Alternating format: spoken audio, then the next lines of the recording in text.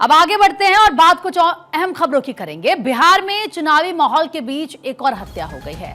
आरा में पिता और पुत्र की गोली मारकर हत्या की गई।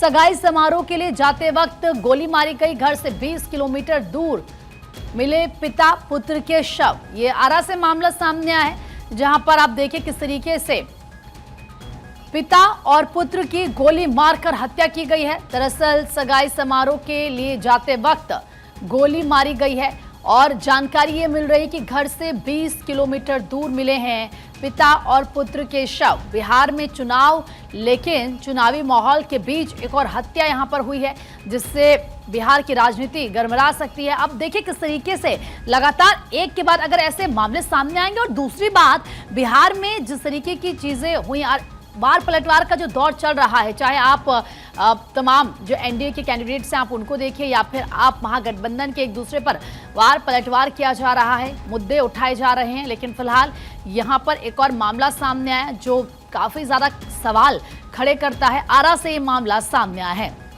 एक तरफ चुनावी सरगर्मी इस वक्त बिहार में नजर आ रही है, रैलियों का दौर चल रहा है, प्रचार प्रसार किया जा रहा है, बड़े बड़े दावे, बड़े बड़े वादे जनता से किए जा रहे हैं। लेकिन उस बीच ऐसी वारदात कई सवाल खड़े करती है।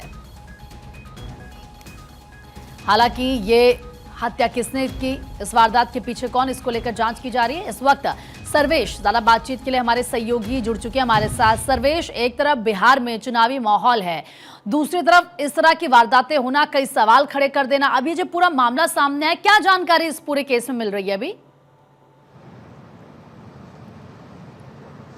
और देखिए, दो मामले हुए हैं और दोनों कल के मामले हैं। चाहे वो दुलारचंद यादव की बात करें या फिर प्रमोद महतो और प्रियांशु महतो की बात करें। प्रमोद महतो, प्रियांशु महतो आरा के मुफस्सिल थाना क्षेत्र में मिठाई की दुकान चलाते थे और वहां से जब वो रात में निकल रहे थे तो उस वक्त उनको घात लगाकर अपराधियों ने गोली मारकर उनकी हत्या कर दी है।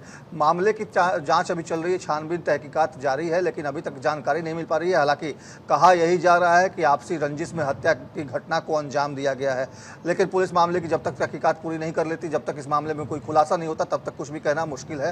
हालांकि अपराधियों की धरपकड़ के लिए और एफएसएल की टीम को बुलाया गया है और तमाम जो वहां से नमूने हैं वो इकट्ठे किए गए हैं और अपराधियों की धरपकड़ के लिए लगातार छापेमारी जारी है। सर्वेश, जो परिवार है उनकी तरफ से क्या कुछ बताया गया है, कुछ कहा गया, किसी से पुरानी रंजिश?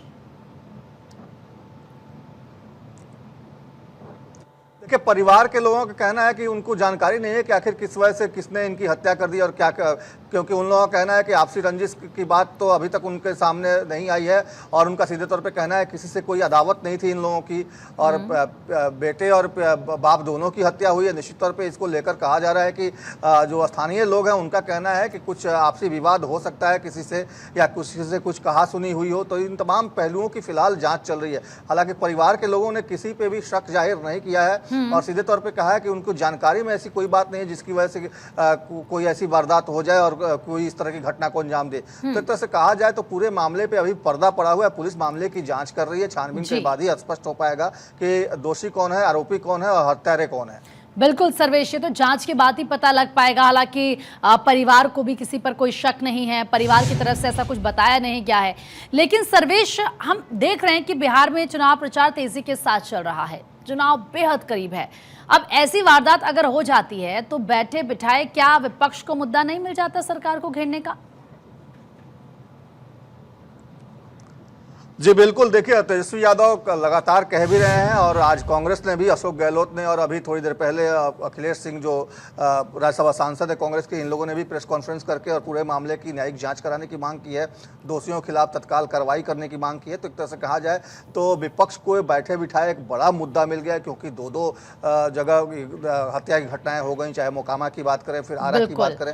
तो इसको लेकर निश्चित तौर पर विपक्ष को एक बड़ा हथियार मिल गया है और चुनाव का माहौल है, तो ऐसे में विपक्ष इस मुद्दे को छोड़ना नहीं चाह रहा है। और सर्वेश, दूसरी बात ये भी है ना कि अगर सत्ता पक्ष विपक्ष को यानी कि आरजेडी को वो वक्त याद दिलाएगा जंगल राज का, उसको लेकर सवाल खड़े करेगा, ये बताएगा कि जरा याद कीजिए बिहार की जनता, घर से बाहर आप रात को नहीं निकल पाते थे सूरज ढलते ही। तो अब ये जो मुद्दा है इसके जरिए भी सरकार को घेरने की कोशिश विपक्ष करेगा। मैं सर्वेश आपके पास लौट रही हूं।